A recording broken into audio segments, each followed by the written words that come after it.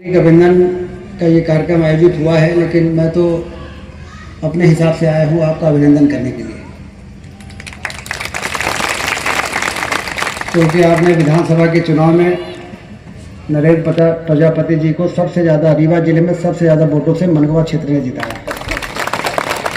कितने 31,500 से 32,000 से सबको पीछे कर दिया। हम तो 22,000 से जीते हैं, 21,500 से, हम 32,000। और लोकसभा में जनार्दन जी को कितने वोट से जिताया?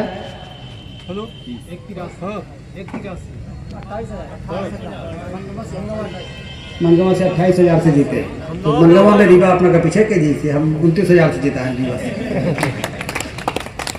तो ये तो चलता रहता है कभी, लेकिन कुल मिला के अब भोपाल के लोग कहते हैं, दिल्ली के लोग कहते हैं कि मध्य प्रदेश जो भारतीय जनता पार्टी का गढ़ है, उस मध्य प्रदेश में भारतीय जनता पार्टी का सबसे बड़ा गढ़ विंध्य क्षेत्र है।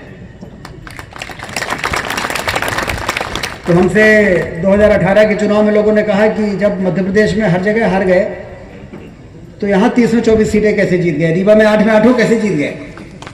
तो हमने कहा कि हमारे यहाँ की जनता सबसे समझदार है, इन कैसे उनके अंदर ये समझ है कि किसको वोट देना चाहिए और किसको वोट नहीं देना चाहिए, क्योंकि वो अपने विकास के प्रति दूध के जले खूब वोट दिया लोगों को। लेकिन अंतिम में लोग कहते थे कि हिंदुस्तान में सबसे बीमारू राज्य है मध्य प्रदेश, और मध्य प्रदेश में सबसे पिछड़ा इलाका है विंध्य क्षेत्र। ये बातें हम लोगों को दिलों में तीर की तरह चुभती थी।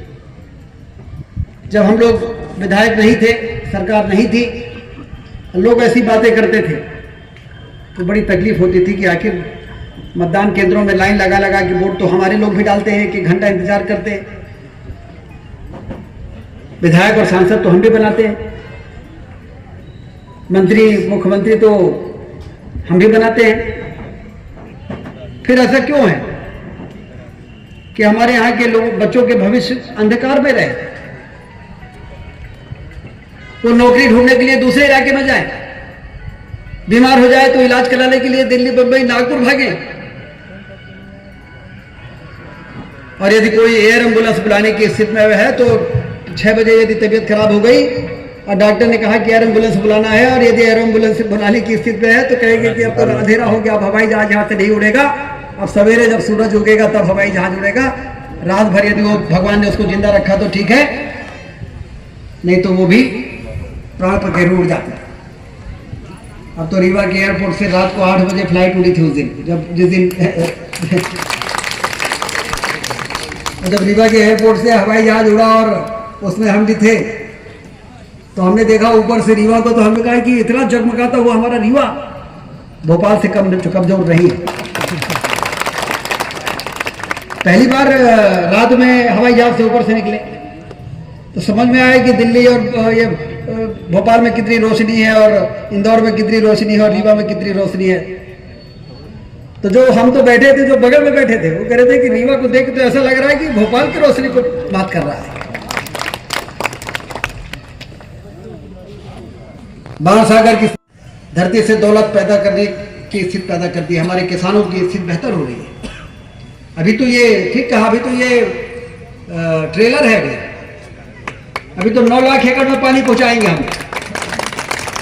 अभी आचार्य बालकृष्ण आए थे, बाबा रामदेव के जो साथी हैं आचार्य बालकृष्ण, और उस दिन राज कपूर ऑडिटोरियम में इंडस्ट्रियल कॉन्क्लेव था, मुख्यमंत्री भी बैठे थे। तो हमने कहा कि वो कहे कि अब हमको थोड़ा निकलना पड़ेगा, तो यदि इजाज़त दे तो हम निकल जाएं। तो हमने वो नहीं तो रात में कहीं जहां हम जा रहे हैं वहां रात में हवाई जहाज लैंड नहीं करता, पहले रीवा जैसा रहा होगा वो भी कोई इलाका, तो कहीं यदि हमको इजाज़त हो तो हम निकल जाए। तो हमने कहा फिर घोषणा करते जाइए कि कितना इन्वेस्टमेंट आप करेंगे रीवा में। अखबार में अभी मुख्यमंत्री को, मीडिया को बताना पड़ेगा, तो मुख्यमंत्री ने कहा हाँ बता दीजिए कितना करना है। कहीं कि हम जितना एग्रीकल्चर प्रोडक्ट पैदा होगा वो सारा ले लेंगे। तो हमने कहा सोच के बोलिएगा, क्योंकि आने वाले दिनों में रीवा जिले की एक इंच जमीन नहीं बचेगी जहां सिंचाई का पानी नहीं पहुंचा देगा। अभी तो 3 लाख एकड़ में पानी पहुंचाया, फिर 9 लाख एकड़ में पानी पहुंचा देंगे। तो सोच के बोलिएगा, कहीं ऐसा ना हो कि आप सोच रहे हो कि ये इलाका उसी प्रकार का है जैसा दूसरी जगह है, और यदि 1 इंच जमीन में पानी पहुंच जाएगा तो इतनी कृषि उत्पाद पैदा होगा कि उसको खरीदने के लिए 1000 करोड़ के निवेश से काम नहीं चलेगा, 10,000 करोड़ का निवेश करना पड़ेगा। ये किसके कारण हो रहा है? ये आपके सूझबूझ के कारण हो रहा है कि आपने तमाम तकलीफों को झेलने के बाद दूध का जला छाछ दूध का जला क्या करता है? छुआछ माठा भी फूक फूक के पीता है कि नहीं? तो हम लोगों ने इतनी तकलीफ सही, रीवा की जनता ने, विंध्य क्षेत्र की जनता ने मुख्यमंत्री बनाए, पता नहीं बड़े बड़े पदों में लोगों को पहुंचाया, सब कुछ तो किया रीवा की जनता ने, कोई कसर नहीं छोड़ा था। लेकिन उसके बाद भी गरीबी, बेरोजगारी, पिछड़ापन, चलने के लिए सड़कें नहीं, नहरों का पता नहीं, गांव अंधेरे में डूबे रहते थे रात में, ये दुर्दशा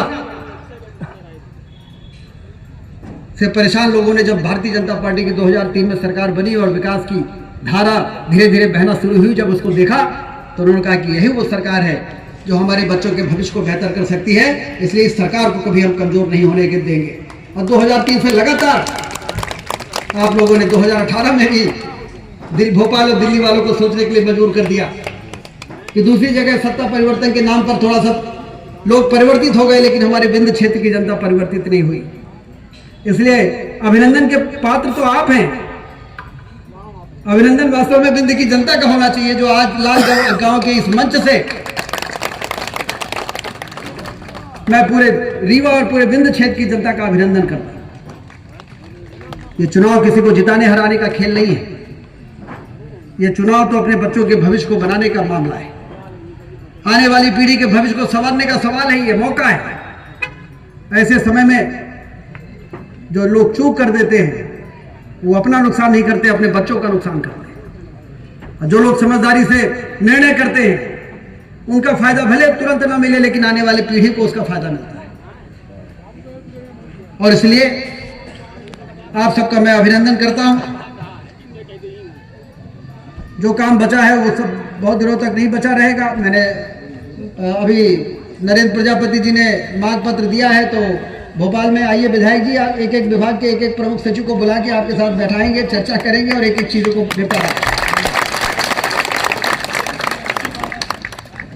पीएससी को सीएससी बनाना हो, चाहे जो भी काम आपने दिए हैं, संबंधित विभाग के लोगों को बुला के, संबंधित विभाग के मंत्री को बुला के और आपका निपटारा करेंगे। मनगुआ का सवाल है,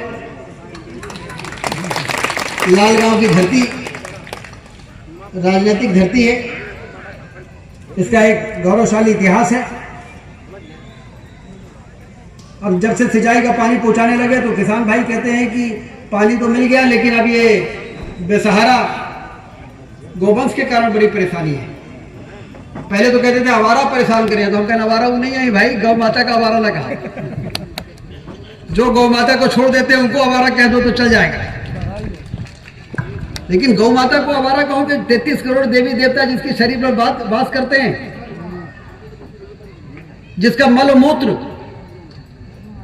पूजा में उपयोग होता हो। कोई धरती में प्राणी है जिसके मल मूत्र को देख के लोग दूर ना भागते हो, नाक ना बंद कर लेते हो? लेकिन एक प्राणी गोवंश ऐसा है, गौमाता ऐसी है कि जिसके मल मूत्र के बिना, गोबर रखे बिना पूजा ना हो।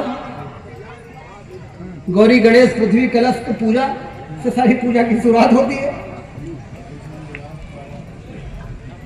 पवित्रता की पराकाष्ठा है। इसलिए हमने कहा कि बसामन मामा में 10,000 गायों की गोवंश वन विहार बनाया है। मनगुआ क्षेत्र में 25,000 गायों की, हिनौती में गोवंश वन विहार बनाया।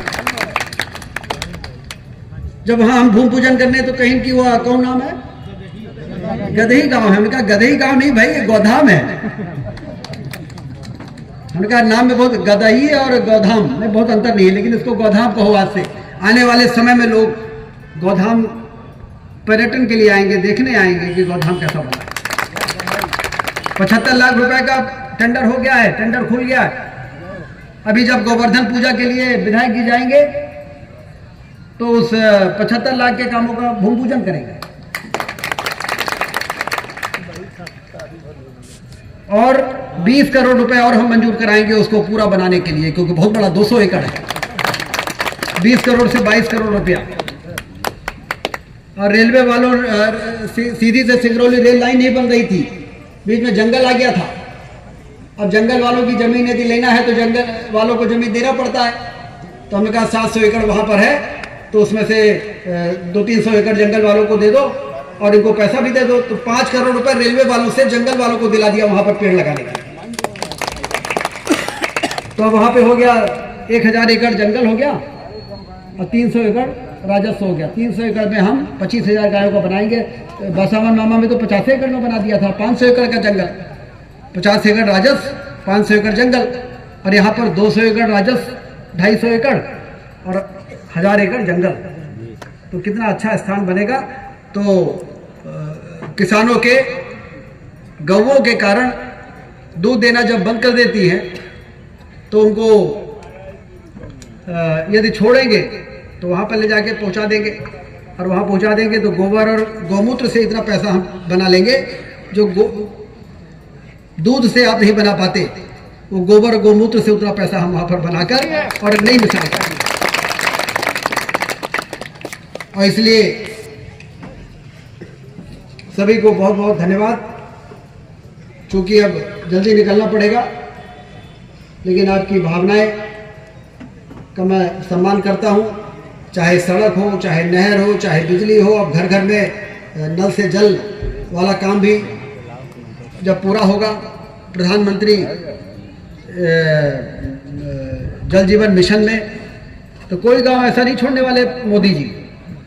कोई सरकार आएगी और ऐसी योजना बनाएगी। कभी किसी ने सोचा था कि फिल्टर प्लांट लगा के और टंकियों में गांव-गांव में पानी भरेंगे और वो पानी से पाइपलाइन से बिछा के सबके घर में नल का कनेक्शन देके और शुद्ध पानी लोगों को मिलेगा।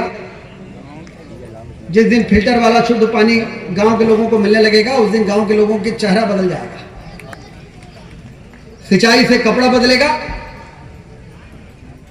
और पीने के पानी से चेहरा बदल जाएगा। लोग कहेंगे ये पचे कहाँ क्या है, कहाँ बंबई दिल्ली से आएगा, ये पानी है हमारे गांव में। तो गांव का भोजन जैसा भोजन कहीं मिलता है क्या? गांव का चावल दाल और घी डाल के और चावल दाल खा लो तो आनंद आ जाता है। हमारी गांव की माताएं जो भोजन बनाती हैं वो 5 स्टार होटल में लाखों के तनख्वाह पाने वाले लोग नहीं बना सकते। लेकिन उसके बाद क्या अंतर है गांव और शहर में, कि गांव में फिल्टर वाला मीठा पानी मिलता है जो शरीर को स्वस्थ रखता है, बीमारी नहीं आने देता। और गांव में मीठा पानी सरकारें नहीं दे पाई। लंबे समय से, आज़ादी के इतने वर्षों बाद मीठा पानी जिनको देना चाहिए था वो नहीं दे पाए। तो मजबूरी के कारण वो हैंडपंप का पानी पी रहे हैं, तालाब का पानी पी रहे हैं और कुआं का पानी पी रहे हैं। वो पानी पीने लायक है कि नहीं पीने लायक है, इसकी कोई जांच नहीं करने वाला। ऐसे प्रधानमंत्री ने कहा कि हमारा धर्म है, नरेंद्र मोदी जी ने, भारत माता के सच्चे सपूत ने, अकेले रीवा जिले में 3000 करोड़ की योजना पर काम चल रहा है। मध्य प्रदेश में 70,000 करोड़ की योजना पर काम चल रहा है पानी देने का, और पूरे देश में लाखों करोड़ का काम चल रहा है। ये पैसा कहां से आ रहा है? पहले की सरकार तो एक गांव में 2 ट्रांसफार्मर लगाना हो तो हाथ पैर फूल जाते थे।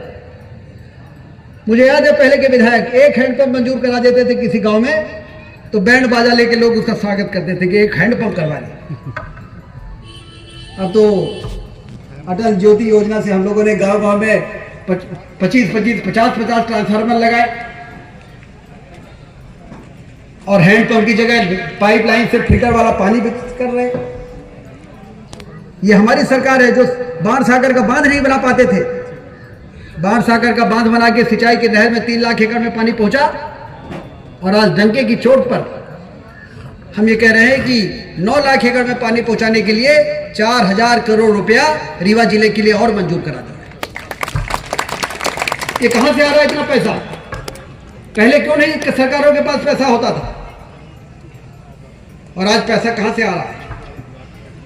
ये सुशासन के कारण, आर्थिक अनुशासन के कारण, विकास के कामों को दौड़ाने के कारण, शानदार विश्वस्तरीय सड़कें, रीवा से बनारस चले जाओ, रीवा से इलाहाबाद चले जाओ, प्रयागराज, रीवा से बनारस चले जाओ, वो जबलपुर चले जाओ। क्या ये सपने से कम नहीं है? जब हम मनगवा से चाघाट जाते हैं, मनगवा से हनुमाना जाते हैं, मनगवा से ईवा जाते, पुरानी सड़क याद है कि नहीं याद है? ये नए लड़कों ने तो देखा ही नहीं होगा। अरे जब 20 साल के उनका दिखी हुई हमारी सरकार बने हुए 21 साल हो, तो 20 साल का लड़का तो हरा हरा देख रहा है, जब से जानने लायक वो हरा हरा देख रहा है। 30 साल की उम्र वाला भी तो उस समय 8-9 साल का था, गाढ़वा दिखे है नहीं, उसको क्या मालूम कि पहले क्या दुर्दशा थी। हर गांव को गार्डन, अब सब काम होगा। अब तो पंचायतें इतनी सक्षम हो जाएंगी, किसान इतने सक्षम हो जाएंगे कि जो काम करना होगा सब। या तो अभी आपको मालूम है ये गौधाम में हमने लोगों से कहा कि 3 करोड़ रुपए दान दिया था बसामन मामा में, अब हम 25,000 गाय का बना रहे हैं, वहां भी कुछ दान आप लोग करिए। आपको मालूम है 75 लाख रुपए खाते में आ गए,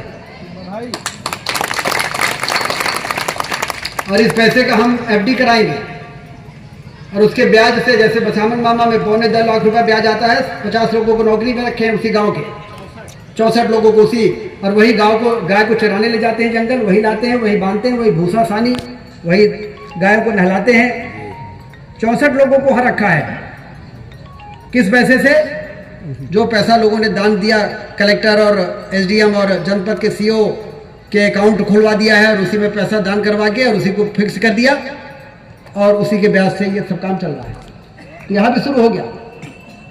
अब जब तक ये बनाएंगे तब तक वहाँ भी 5-7 करोड़ रुपए आ जाएगा, ब्याज का फिक्स करा देगा, जिससे कि लंबे समय तक हम रहें या ना रहें, कोई विधायक, कोई मंत्री, कोई कलेक्टर रहे या ना रहे, लेकिन हमारी गौओं के संरक्षण वाली ये गौवंश विहार आजीवन समय तक चलती है। इस योजना के साथ हम लोग काम कर रहे हैं। एक बार फिर से धीरू जी आपको धन्यवाद। हमारे जो भारतीय जनता पार्टी के यहाँ कर्मठ साथी हैं, जो लगातार मनगवा क्षेत्र को मजबूत, जब भी भाई आपका काम है, जब चुनाव आता है तो भाजपा कमजोर न हो पाए, तो वो होने नहीं पाती, और फिर हम लोगों की जिम्मेदारी बढ़ जाती है। हम लोगों को रात में चैन से जीत थोड़ी आती है। हम लोग नहीं हैं मोटी चमड़ी वाले, थोड़ी हैं कि वोट ले लिए, मंत्री बन गए और हमारा काम हो गया। हमारा काम तो शुरू होता है जब आप लोग चुनाव जिता देते हो, उसके बाद हमारा काम शुरू होता है।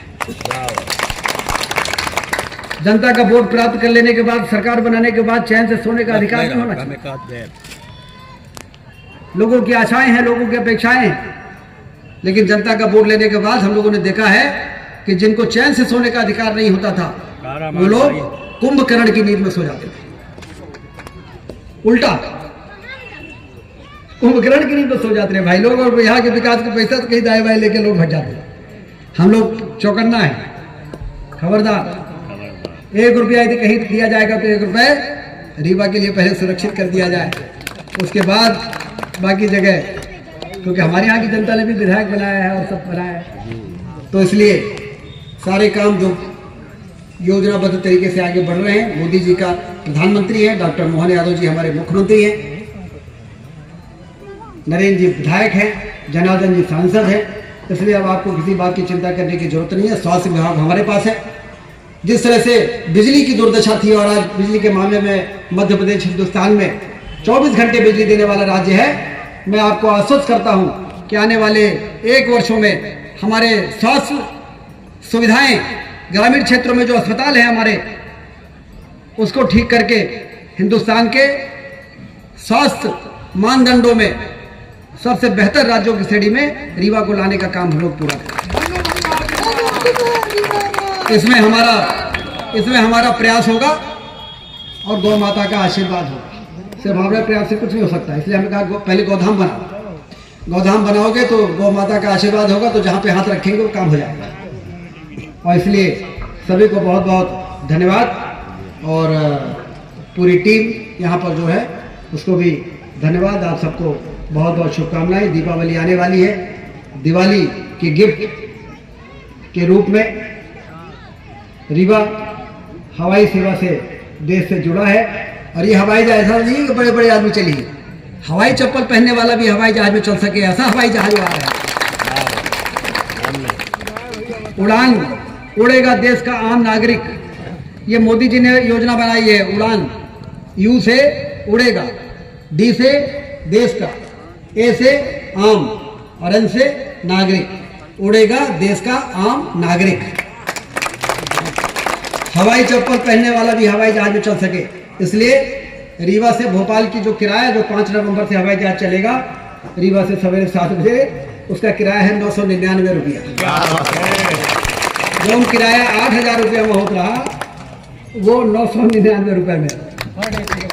तो जो मोदी जी ने कहा था वो सही कर दिया कि नहीं कर दिया? जो जनार्दन जी ने कहा था वो सही हो गया कि नहीं हो गया? और इसलिए भारतीय जनता पार्टी की सरकार, आपके द्वारा बनाई गई सरकार पूरी तरह से आपके लिए समर्पित होकर और काम कर रही है। यही हम आप सब भरोसा रखें और अपना आशीर्वाद बनाए रखें। बहुत बहुत धन्यवाद। जय हिंद।